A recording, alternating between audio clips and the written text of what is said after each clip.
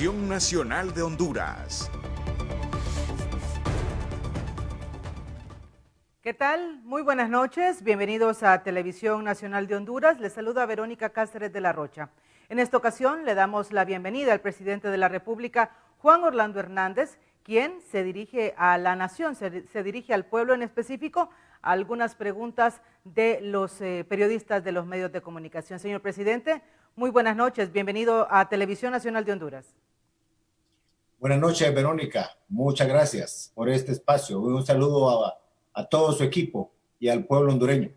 Listos cuando usted diga, pues sé que hay muchas interrogantes, muchas preguntas que periodistas y también el pueblo hondureño quieren hacer y estamos aquí para atenderles. Muchísimas gracias, señor presidente, por pues abrirse a los medios de comunicación y pues dar algunas respuestas a algunas preguntas en medio de esta pandemia que ya vamos sobre los 5 meses. Alex Cáceres es la primera pregunta de HCH. Muy buenas, un gusto saludarles. Alex Cáceres de HCH. ¿Cómo hacer para que el plan financiero de rescate solidario se cumpla por parte de todos los bancos, ya que el sistema o lo que se aprobó para la ley de alivio de los 3 meses, los hondureños denuncian que no fueron beneficiados por esta ley aprobada en el Congreso Nacional?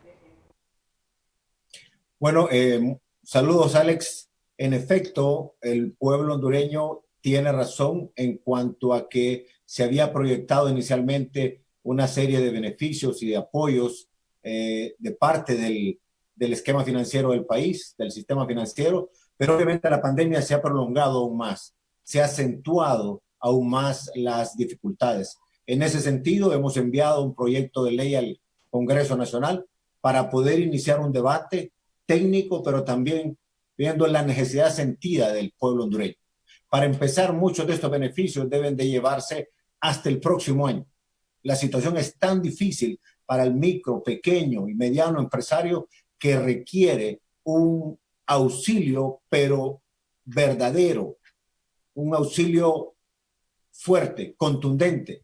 Y eso es bueno para los bancos, porque yo me pregunto, ¿qué va a hacer un banco, una cooperativa, si un cliente ya no puede continuar con su negocio?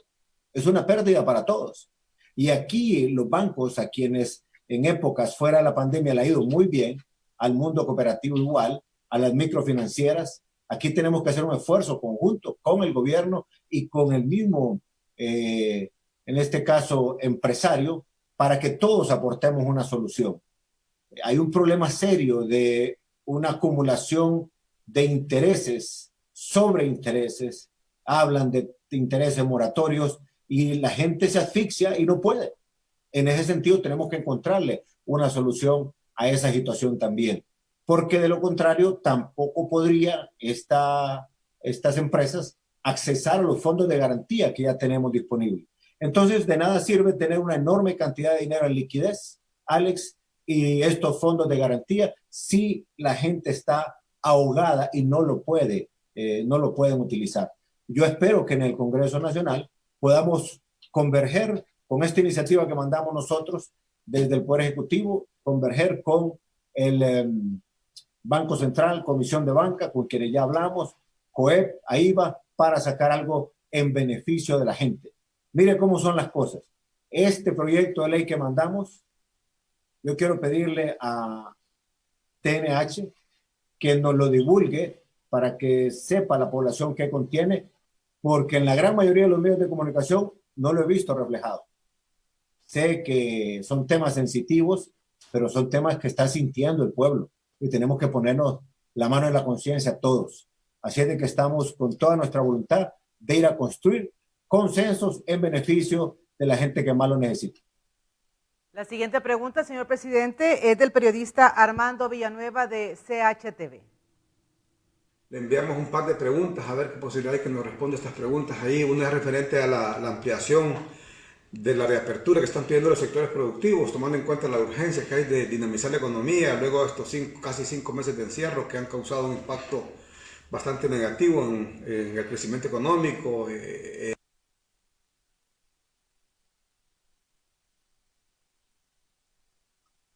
Bueno, estamos hablando de una situación compleja en el mundo No es fácil la situación económica mundial y Honduras también está enfrentando una situación muy difícil y eso se mira reflejado en las empresas, se mira reflejado en las familias, en la economía del hondureño, en el bolsillo del hondureño y también en los gobiernos, tanto locales como nacionales. En ese sentido, el proceso de reapertura tenemos que hacerlo con el compromiso que todos cumplamos las medidas de bioseguridad para que logremos realmente que la economía en esta nueva realidad sea realmente un proceso de beneficio.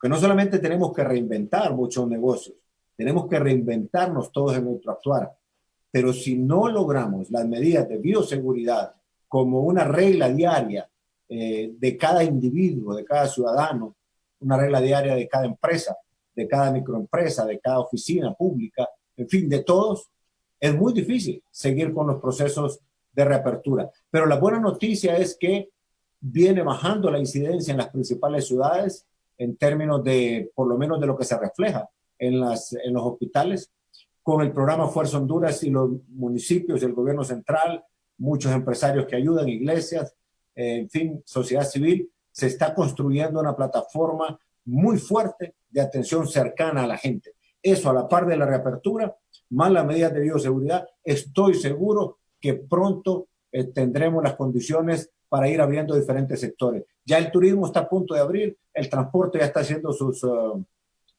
pilotos y muchas microempresas también ya lo están haciendo y avanzando en las otras fases. Yo creo que vamos bien, solo tenemos que seguir armando con las medidas de bioseguridad y obviamente reinventándonos todos ante esta nueva realidad. La siguiente pregunta es de Claudia Almendares, de TSI. Mi consulta es la siguiente. ¿Garantiza usted que en marzo y en noviembre próximo se realizarán las elecciones, tanto las primarias como las generales?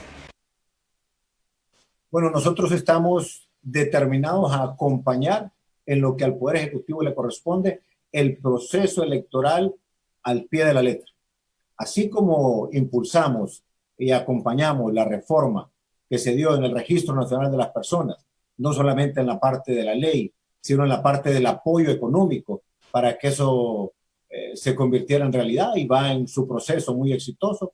También acompañamos pidiendo a los cooperantes apoyo financiero y técnico para el Registro Nacional de las Personas, no solamente obtener la nueva tarjeta de identidad, la tarjeta de identidad inteligente, sino también todos los procesos de censo que también acompañan al proceso electoral.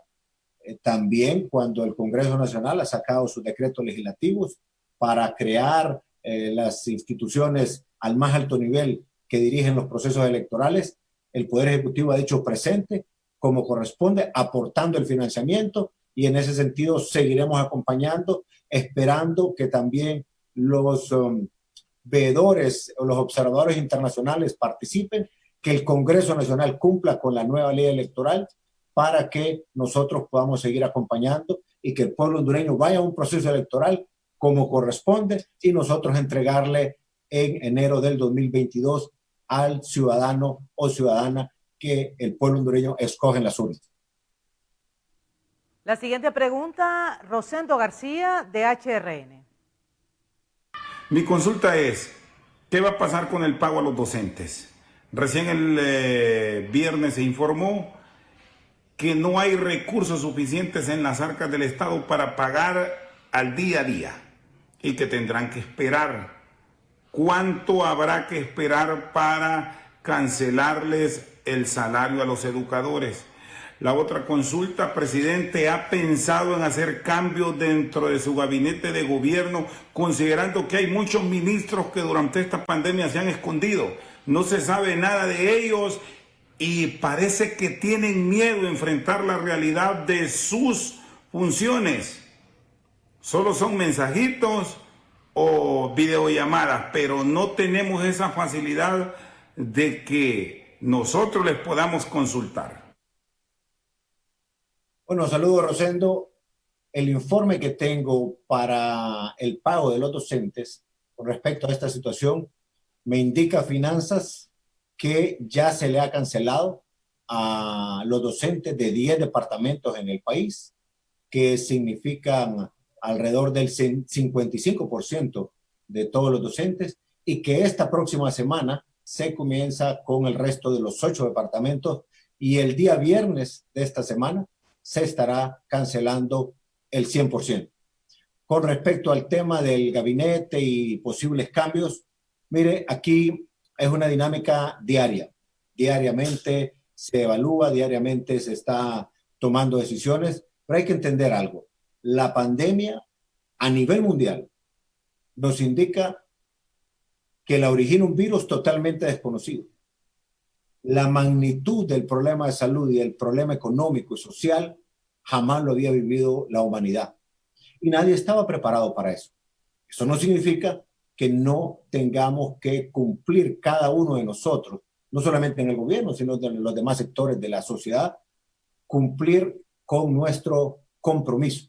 Es un tema de gestión por resultados, y al final, en medio de algo desconocido, también tenemos que ir evaluando resultados, y en algunos casos se han venido dando cambios, en otros casos reestructuraciones, y en ese sentido pronto también estaremos tomando algunas decisiones que tienen que ver con esta dinámica de gestión por resultados y un reacomodo y un cambio también de piezas en función de una nueva realidad. Y es porque no podemos seguir actuando como estábamos antes de la pandemia. Y en ese sentido, estoy seguro que una vez que lancemos la hoja de ruta del plan de actividad económica, es decir, la reactivación económica, también vamos a contar con el apoyo de muchos sectores, tanto económicos, sociales, que estarán de alguna manera u otra involucrados en este proceso. Le damos de nuevo la palabra al periodista Alex Cáceres de HCH, que tiene otra pregunta para usted, señor presidente. Ya están analizando como Consejo de Seguridad un posible incremento de la delincuencia producto de que muchos hondureños perderán sus empleos en esta pandemia del COVID-19. Mire, estamos trabajando de la mano para poder auxiliar a una enorme cantidad de hondureños que han entrado en la situación de suspensión laboral. Lo ha apoyado el gobierno con el empresario y con el régimen de aportación privada RAP, y en el caso de la maquila, con los empresarios de la maquila y el gobierno también, para que la gente tenga un ingreso mínimo. Y también a los sectores sociales más necesitados hemos llegado masivamente con alimentos, y de igual manera estamos trabajando con el apoyo a la microempresa. Con este programa que mandamos al Congreso, esperamos nosotros poder iniciar un gran avance en la reactivación económica. Por tanto, estaremos apoyando a la gente. Pero eso no quiere decir que se está bajando la guardia en enfrentar la delincuencia. Mire usted, Alex, recientemente un operativo exitoso de la Fuerza Nacional Antimaras y Pandillas, de DIPOL y también de la Policía Militar, capturando en cuestión de horas a quienes cometieron un acto tan dantesco como quitarle la vida a otros seres humanos. De igual manera, todos los días están en operativos con resultados muy exitosos. En el caso de la lucha contra el crimen organizado, narcotráfico, hace una semana, en todo lo que va del año, se ha incautado droga más que todo lo del año pasado. Y también con operativos exitosos allá en la zona de Colón, de La Mosquitia, y en fin, esa es una lucha que no tiene tregua. Así es de que en eso seguimos con todos, de frente con todo, para proteger a la ciudadanía. Presidente, bueno, aprovechando su intervención esta noche a través de Televisión Nacional de Honduras, también se han hecho algunas preguntas en las redes sociales. Y bueno, la pregunta del millón es, ¿dónde están los fondos del COVID-19? ¿O dónde está el dinero, como se le dice, como se ha estado diciendo o pidiendo en los últimos días esta explicación, presidente? Bueno, Verónica, es importante mencionar que a la fecha del 14 de agosto, la Secretaría de Finanzas, en su portal y en los informes que nos están dando, indican que se ha ejecutado un presupuesto por el orden de los 5,000 millones de lempiras. Eso tiene que ver con la parte de la atención en la pandemia. De ese total, se ha asignado 2.700 millones aproximadamente en lo que es salud, equipo de bioseguridad para los trabajadores de la salud, hospitales, equipo también para apoyar a los hospitales, a los centros de salud, compra de medicamentos, es decir, tratamientos, y de igual manera también insumos médicos en general. También se ha identificado una cantidad de 726 y fracción de millones de lempiras en alimentos para atender a los grupos más necesitados. Y luego también se está hablando de una cantidad de unos 555 millones en el otro programa de alimentos, que es el programa centralizado, porque aquí hay dos programas de alimentos. Uno que va directamente, se le entrega a las alcaldías, y el otro para 6 municipios, que fue donde empezó realmente fuerte la pandemia y que son de los más poblados de Honduras. Ese se hizo un esquema centralizado con apoyo de Fuerzas Armadas, de veedores de FONAC, de iglesias, supervisando que se le entregue en su casa a la gente. Entonces son dos grupos que han recibido 726 millones y el otro 555 millones, ambos con un proceso de veeduría y de mucho detalle en la entrega. También se ha invertido en recurso humano a través de Código Verde. Estamos hablando de una enorme cantidad, casi 4,000 personas, entre médicos generales, entre especialistas, laboratoristas, gente para el tema de microbiología, enfermeras, licenciadas en enfermerías, personal administrativo, en fin. Y también estamos invirtiendo en el programa Fuerza Honduras, que es construir centros de triaje o centros de atención o clínicas cercanas a la población para que la gente pueda ir y que le puedan revisar, hacerle pruebas, atenderlo, si va a ir a un hospital, si se va a quedar en un centro de aislamiento o se va para su casa, pero estamos acercando el sistema de salud a la población y lo estamos haciendo junto con las alcaldías. Apoyo del gobierno central, apoyo de las alcaldías y en muchas ocasiones iglesias y otros sectores, sector privado de igual manera. En ese sentido, yo quiero decirle al pueblo hondureño y pedirle a TNH aquí, a todos los medios de comunicación, que el portal de transparencia de CEFIN, el portal de transparencia de los organismos ejecutores de estos fondos, llámese Secretaría de Salud, llámese Secretaría del Trabajo, Secretaría de Gobernación, llámese COPEC, llámese también Invest, y en fin, todas las demás, pueda el ciudadano accesar y ver hasta el último centavo, porque usted, compatriota, tiene el derecho a saber cómo se está administrando su dinero, y el servidor público, los que estamos en el servicio público, estamos en la obligación de dar explicación en detalle de cómo se administran esos recursos. Y como verán, esos recursos están trasladados en hechos concretos. En la Honduras con hechos, donde la gente va y mira un pequeño hospitalito o clínica donde antes no existía. Un tratamiento que antes no existía, ahora está a la disposición de la gente. Pruebas que antes no existían, ahora están a la disposición de la gente.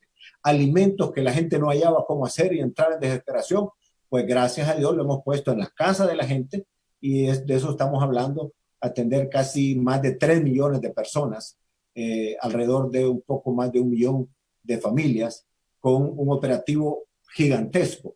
Y también la contratación de muchos empleados que están trabajando en el sistema de salud, el aumento en el número de camas, en el número de ventiladores, en el número de unidades de cuidados intensivos, es impresionante. Entonces, ahí están los hechos concretos y cuando usted, compatriota, sienta que algo no está bien, alce su voz, agarre su teléfono, use las redes sociales responsablemente, que todo el mundo tiene derecho a saber dónde están los fondos porque son del pueblo hondureño. Bueno, y seguimos con las preguntas de las redes sociales de la población, presidente. Preguntan, ¿dónde están los 2.500 millones de dólares aprobados por el Congreso Nacional? Bueno, mire, yo escuché por ahí que había una campaña en redes sociales que decían que eran 90,000 millones de lempiras. Yo les dije, ¿y esa cantidad? ¿De dónde salió? Pero en efecto, la pregunta es válida, es correcta la pregunta. Los 2.500 millones de lempiras fue una autorización que el Congreso le da a la Secretaría de Finanzas para poderse endeudar. ¿Qué significa eso? Es una autorización, pero no significa que ya el dinero esté disponible. En ese sentido, de los 2.500 millones de dólares, únicamente se han recibido, desembolsados ya en la tesorería de la República, 373.3 millones de dólares. Eso representa el 15% de lo que autorizó el Congreso. ¿Y por qué una enorme diferencia entre una cantidad y otra? Porque de la autorización a gestionar, a hacer los trámites, a que autoricen los préstamos, los organismos multilaterales o los bancos multilaterales o los bancos privados nacionales o extranjeros, a documentarlos y que finalmente ingresen al Tesoro Nacional, es toda una serie de trámites. Entonces, de los 2.500 millones de dólares que el Congreso autorizó, únicamente el 15% se ha ejecutado en términos de que estén en el Tesoro, y las instituciones que están administrando ese dinero están en un 63% de ejecución. Esto lo va a empezar a explicar sistemáticamente la Secretaría de Finanzas, pero también cada institución que ha gestionado esos recursos. Así es de que Salud, Invest, todo lo que administran Código Verde, Gobernación, en los próximos días y horas estarán presentando informes al detalle de estos dineros para que el pueblo hondureño pueda ver y tocar con hechos y no palabras. Esta es la Honduras con hechos, donde usted, compatriota, va a poder ver cómo se está utilizando su dinero, sus recursos, porque ese derecho lo tenemos todos. ¿Qué pasa con los hospitales móviles? Ya tenemos 2 acá, faltan 5 que lleguen a nuestro país. ¿Y qué contemplan estos hospitales móviles? Bueno, Verónica, en el gobierno de Honduras, llámese el Poder Ejecutivo, cuando se vino esta información de la pandemia, se visualizaba una situación muy difícil, muy compleja. Entonces se empezó a hacer consultas y se tomó la decisión de ampliar la capacidad hospitalaria del país. Eso significa ampliar la capacidad de unidades de cuidados intensivos, porque en aquel momento, cuando inició la pandemia, inclusive antes, se hablaba de la necesidad de entubar, decían a la gente, de utilizar respiradores y en unidades de cuidados intensivos. Pero también se sabía que era necesario ampliar el número de camas existentes en los hospitales, luego en los centros de salud, luego buscar cuáles eran los medicamentos, cuáles eran las mejores prácticas. Todo el mundo estaba aprendiendo esto. Y en ese momento, cuando miramos ver la situación difícil en Italia, en España, en sistemas de salud muy robustos, entonces se pensó en la ampliación de la capacidad hospitalaria. Y así es como el Poder Ejecutivo va al Congreso y pide la autorización para hacer esta operación. Se contrataron estos 7 hospitales a través de Inversión Estratégica de Honduras, Invest, y en ese sentido, esos hospitales, de esos han venido 2, están ya en el proceso de instalación, están en el proceso también, pasan al proceso esta semana ya de pruebas de todos los aparatos que internamente traen, porque son muy sofisticados, y eso estaría ya se estaría dando el paso para que la Secretaría de Salud reciba y ponga a funcionar los hospitales, porque entiendo que también ya tienen la forma de administrarlo. ¿Qué contienen esos hospitales? Estamos hablando de 450 camas adicionales que no tenía el sistema hospitalario. Y de igual manera, de esas 450, 300 son camas para unidades de cuidados intensivos. Esa inversión es una inversión fuerte, enorme, pero si se cumple con lo que el contrato llave en mano dice, tendríamos una capacidad que jamás el país había tenido. Yo vuelvo y repito, si el acuerdo, la orden o la relación comercial con los proveedores es bajo el concepto llave en mano, Honduras únicamente puede darse por satisfecha y por tanto por bien hecha la operación si estos 7 hospitales están funcionando con equipo nuevo, con equipo que integralmente esté funcionando, porque el hospital trae diferentes componentes entre clínicas, entre laboratorios, entre unidades de cuidados intensivos, entre plantas de procesamiento de agua, plantas también de desechos. En fin, es todo un sistema complejo. Yo esperaría que el proveedor, tal como lo ha anunciado recientemente, ya con las fechas que han dicho, para el 18 de agosto estarían saliendo, entiendo yo, de Turquía los hospitales de Choluteca y de Santa Rosa de Copán, y para el 28, entendería así, si no me falla la memoria, 28, los otros 3 de Danlí, La Ceiba y Juticalpa. Y repito, esto tienen que revisarlo los biomédicos, los especialistas, para asegurarnos que esté como debe estar, funcionando al 100%, integralmente y con todos los equipos nuevos. Así es de que estamos pendientes de que estas operaciones se terminen y que el pueblo hondureño pueda hacer uso de estas instalaciones, porque bien merecido se lo tiene.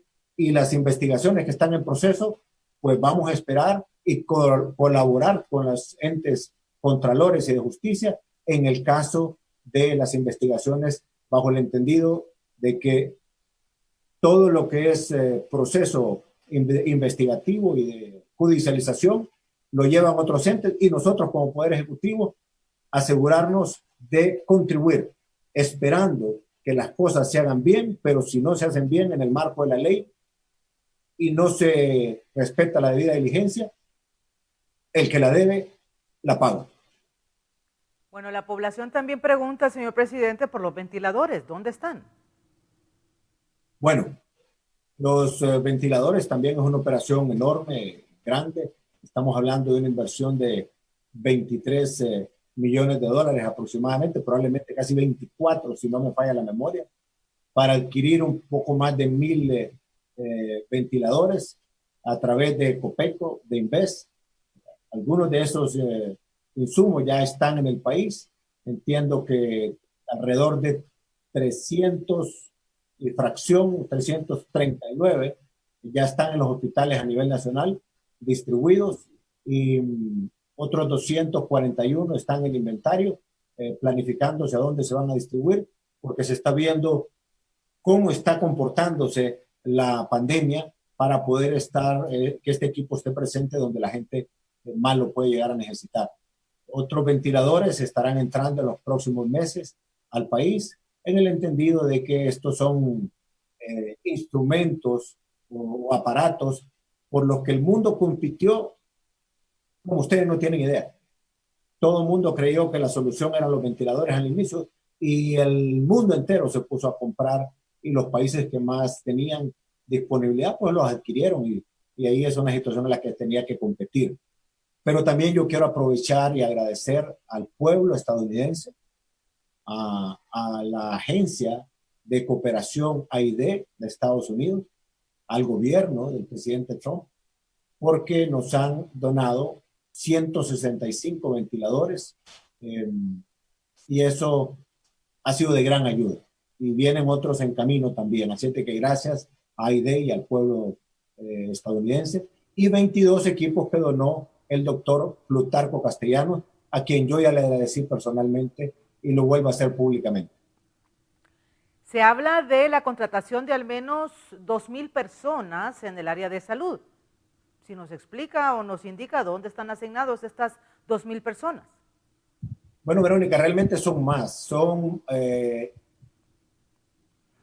3,600 casi a través del programa Código Verde.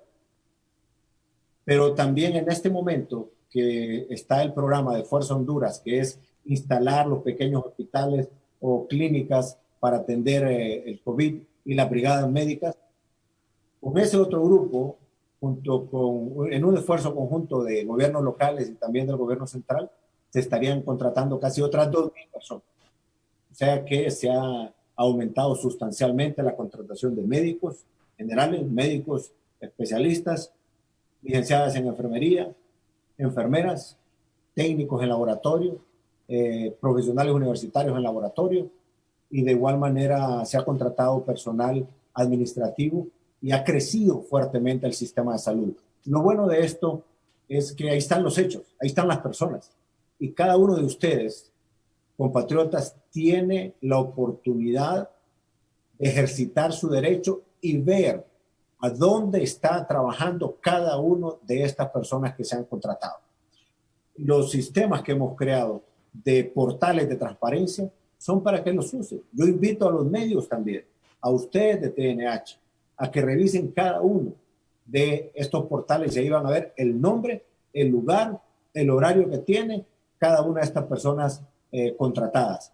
Así es de que todo ese detalle está ahí, es parte de la Honduras transparente que queremos instalar de ahora en adelante. Y también es parte de la Honduras con hechos, porque ahí están las personas trabajando, sudando, también con mucha presión, porque a veces no pueden ver a su familia cuando quisieran, con muchas limitaciones de horario para atender a la gente, pero estamos construyendo un sistema de salud muy cercano al pueblo hondureño. Y esa es la Honduras humana que queremos también heredar a través de un nuevo sistema de salud.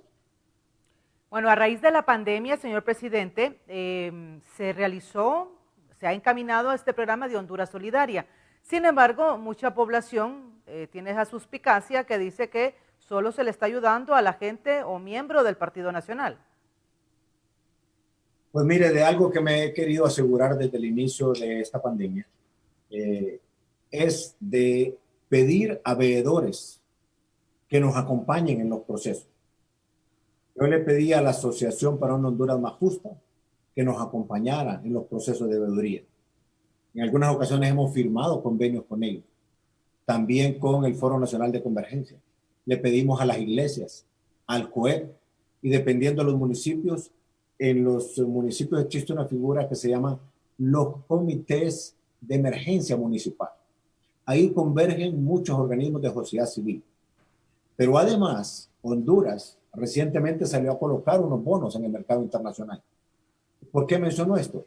Porque todos esos bancos o el sistema financiero internacional que participó para ver cómo competían con esa colocación de bonos para Honduras, revisaron toda nuestra finanza para que le den un préstamo a Honduras de parte de los bancos multilaterales.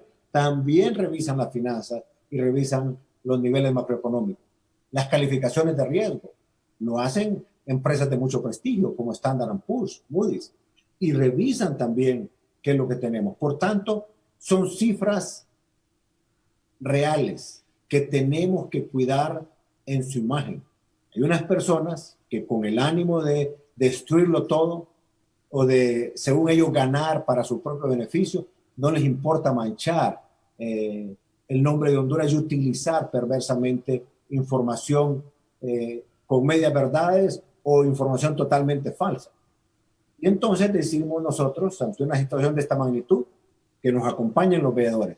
Cuando se distribuyen los alimentos, hay dos formas que ya le explicaba. La centralizada para 6 municipios, donde primero empezó la pandemia.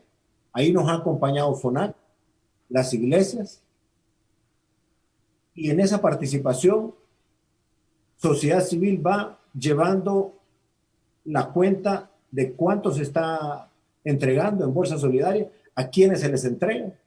Inclusive yo he escuchado y he visto videos de dirigentes del Partido Libre diciendo que ellos participaron en la entrega como supervisores. Ahí no se discrimina a nadie.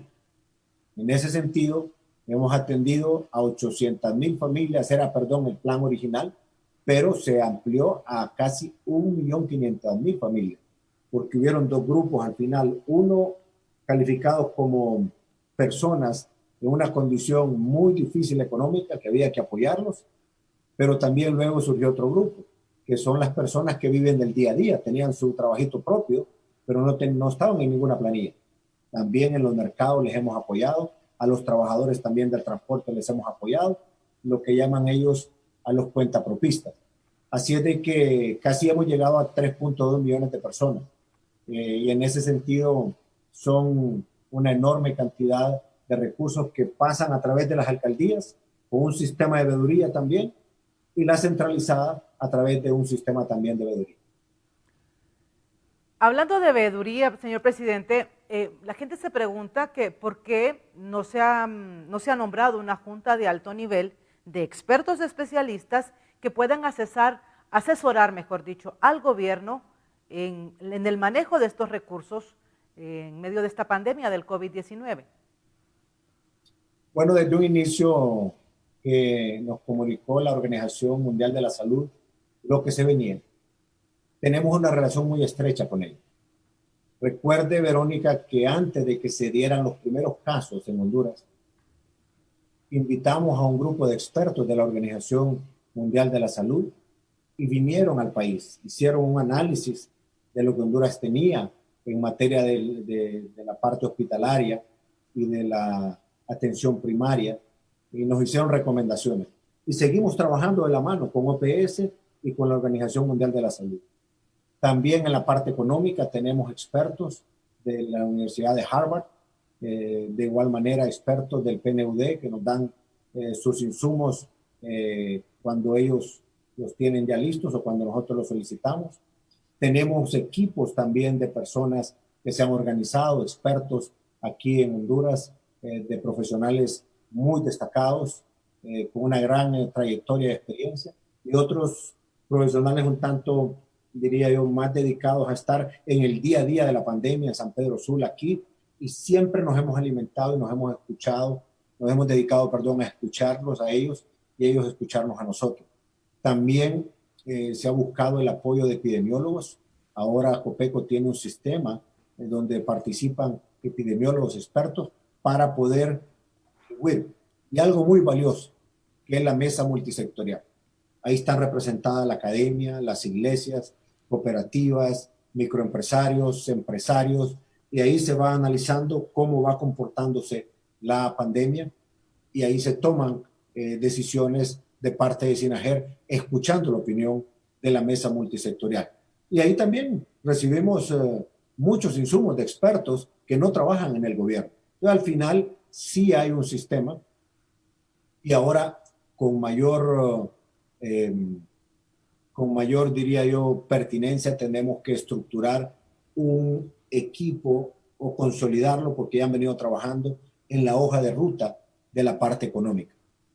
Así es de que esperamos que la mesa multisectorial, que ya nos ha hecho llegar algunas inquietudes, como por ejemplo cómo se va a resolver el flujo de caja de las empresas, que es parte de lo que estamos haciendo que el Congreso, pidiendo al Congreso que discutamos. ¿Cómo se va a definir me decían, el flujo de caja del mismo gobierno? No de cara únicamente este año, sino el próximo año. Porque mantener este sistema de salud mucho más fuerte y robusto es una enorme cantidad de recursos. También los empleados públicos. También el apoyo a las empresas, microempresas, y las personas naturales que lo necesitan. ¿Cómo vamos a hacer para ponerle recursos a la economía, para reactivarla? También eso requiere estar en un plan en el que, de ser posible, todos estemos de acuerdo. La reestructuración del sistema eléctrico, que este es el momento de que los generadores también se pongan la mano en la conciencia y busquemos un acuerdo para poderlo solucionar. De igual manera, el tema de la vacuna. ¿Cómo vamos a enfrentar como sociedad, no solo como gobierno, la adquisición de la vacuna? Ya Honduras tiene una CIA en el sistema de vacunación mundial, en una alianza global que se llama Gavi.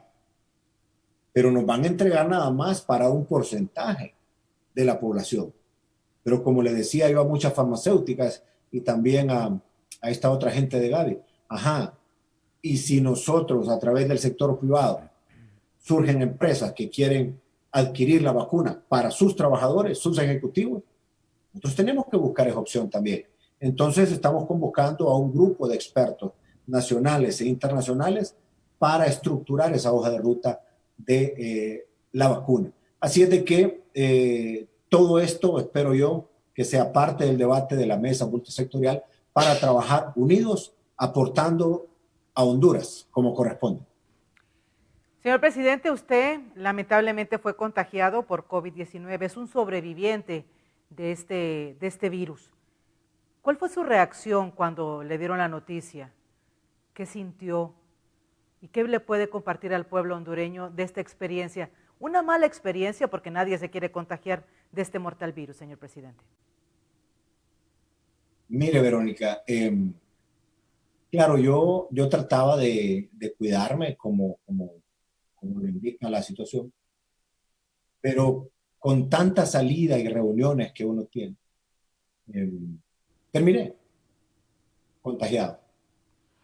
Y, y cuando sentí los primeros síntomas, lo asocié con el dengue, porque hacía una semana y media me habían hecho unas pruebas de laboratorio de sangre y mis plaquetas estaban bajas. Y también, como yo he tenido malaria en el pasado, y dengue también, sentía síntomas similares a eso. Y estaba en la empira y el análisis que hicimos con el equipo fue que era dengue. Ya después, cuando me empecé a complicar con otros síntomas, me hicieron todas las pruebas, todas me salieron negativas. Pero un médico, voy a decirlo, el doctor Valerio, a quien yo le guardo mucho respeto, me dice: presidente, hágase la prueba de la placa de los pulmones. Y a todo esto yo andaba caminando y no sentía mucho. Cuando fui allá, me enseñan la placa y me dice el técnico, bueno, yo no sé ni cómo leer esa placa. Y yo dije, no hay problema. Pero ya miré que él cerró la puerta y me dice, tengo que explicarle algo. Ahí se le miran ya las marcas de COVID en sus pulmones. Bueno, de modo dije, Dios, ayúdame. Y después de eso, que ya hice algunas consultas con médicos de mucha experiencia aquí, inclusive me hicieron una consulta hasta vía teléfono con video, me dicen, tiene que irse para el hospital ya. Pero yo no sentía mayor cosa, porque andaba con un medicamento supuestamente para dengue, quizás por eso. Pero cuando llego al hospital ya llegué tarde, como a eso de las 12 de la noche, y el doctor que me estaba esperando me dice, presidente, más vale que viene todavía, lo miro relativamente bien. No se tuvo que haber tardado, pero aprovechemos.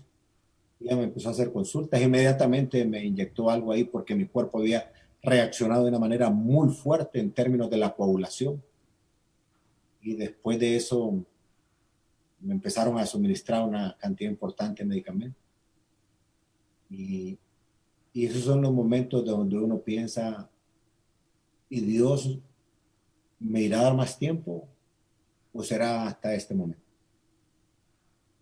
Y en el encierro ahí en la cama del hospital, yo tenía una ventana donde miraba también cuando llegaban las ambulancias y cuando salían los carros fúnebres. Yo le preguntaba a los médicos y a las enfermeras todos los días, ¿y cómo está la situación? ¿Cuántos más han ingresado? Y ya me decían, tantos han fallecido y la situación allá afuera también está bien difícil. Luego una noche aparecen un grupo de médicos y me dicen, tenemos que intervenirlo ya con otros medicamentos porque las pruebas de laboratorio nos indican que esto se puede ir de las manos. Y ahí sentí yo ya físicamente mucha afectación. Y aquí es donde uno aprende a entender que este paso por la vida puede ser muy rápido. Y uno tiene que ponerse en los zapatos de los demás. Sentir que usted no puede respirar normalmente. Y que cuando conversa con los médicos le dan diferentes opciones o posibilidades de lo que puede ocurrir. Y una de ellas es que la vida se le esfuma. Lo hace reflexionar para pedir con más vehemencia que la gente se cuide. Que seamos generosos y compasivos con los enfermos. A mí me dolía mucho cuando miraba que llegaban las brigadas allá a Chamelecón, a muchos lugares en el Valle de Sula, y había una campaña en redes que no dejaran entrar a los que iban en la brigada. ¿Cuánta gente se pudo haber atendido? Y la otra reflexión es que a veces la gente mira esto con mucha ligereza. Y muchos me decían, médicos, que la gente no creía y llegaba muy tarde. Y si yo me hubiera tardado, Verónica, quizás unas 6 horas más o 4, quizás ni estaría aquí hablándole al pueblo hondureño a través de TNH. Por eso, compatriotas, cuando usted siente el primer síntoma, llame al 911, vaya a un centro de triaje, vaya a un hospital y que un médico le diga, después de hacerle las preguntas del caso, lo diagnostique clínicamente, no ocupa a veces ni prueba para que le den el tratamiento maíz. Esa ha sido una de las grandes cosas que ha construido Honduras. Los médicos han construido ese tratamiento y eso nos ha ayudado mucho. Es difícil pasar por esta enfermedad y a veces estar uno bien y 2 horas más tarde estar que no puede. Es difícil. Esta enfermedad es traicionera. Por eso, compatriotas, hay que cuidarse. Y entre más temprano usted llegue al centro de atención, sea el triaje, el centro de salud, hospital, mejor es. Hay muchísimas posibilidades de salvarle la vida a la gente o de que no se agrave si se atiende las primeras horas. Pero si usted tiene tos, si usted tiene dolor de cabeza, si usted tiene escalofríos, si usted tiene temperatura, si usted tiene diarrea, si usted siente aquel dolor, aquella fatiga, no espere. Mucho más si ya no siente el olor o no siente sabor. Y tenemos que cuidarnos todos. No es fácil esta enfermedad. Yo todavía estoy con medicamentos y la gran descarga de medicamentos lo inflama a uno, lo pone complicado, la parte estomacal del cuerpo. Hay medicamentos que duran hasta 4 meses sus efectos, aun cuando usted termine de adquirirlo. Me refiero cuando uno entra a esta etapa grave de afectación en los pulmones. Y por eso yo he buscado a un grupo de expertos que me armen este programa Reactívate. Y eso es importante para cuidar al paciente, no solamente con la medicina, sino también con la parte de la rehabilitación física. La parte pulmonar es clave, si no puede quedar la gente solo con un 50 o menos % de capacidad de sus pulmones, y también la rehabilitación que tiene que ver con el estado de ánimo, muy importante. Por eso yo felicito a TNH, hoy van a presentar un cortometraje que tiene mucho que ver con esto. Yo felicito a los productores, les agradezco, porque eso es una enorme contribución para el país. Cuidémonos, compatriotas, porque si nos cuidamos, juntos avanzamos. Muchísimas gracias, señor presidente, por haber compartido con nosotros y haber contestado estas preguntas de los periodistas. Su mensaje final, señor. Gracias, Verónica. Decirle al pueblo hondureño que no hay país en el mundo que estaba preparado para enfrentar esta pandemia. Hasta los países más poderosos y más avanzados, muchos de ellos cayeron de rodillas, no solamente en su economía, sino en los sistemas de salud de los más sofisticados que había en el mundo. Y como nadie estaba preparado, pues obviamente tenemos que ir tomando decisiones en el camino. Pero nos hemos dedicado a ver las buenas prácticas de otros países, de otras naciones, de otras comunidades. Y hay una regla clara, es la disciplina de la gente. Es el cambio de comportamiento siguiendo las medidas de bioseguridad. Lavarse las manos frecuentemente hace una enorme diferencia. Usar desinfectante o productos que van contra los virus es clave. Usar la mascarilla ya se comprobó. Y los que estaban en contra de la mascarilla, aún la OMS ahora dice que es necesario usar el distanciamiento. Es clave. Entonces, cuidémonos. Cuide usted a su familia, cuide usted a sus compañeros de trabajo, los empleadores o patronos cuiden a sus trabajadores y trabajemos todos juntos, porque esta es una situación difícil. Es difícil y estamos sufriendo, y luego lo que se viene en materia económica va a requerir de mucho empuje, de mucho esfuerzo, de mucho compromiso para que salgamos adelante, pero tenemos que hacerlo juntos todos. Esa es la lección de vida que nos deja esta pandemia. Y tenemos que cambiar, tenemos que reinventarnos.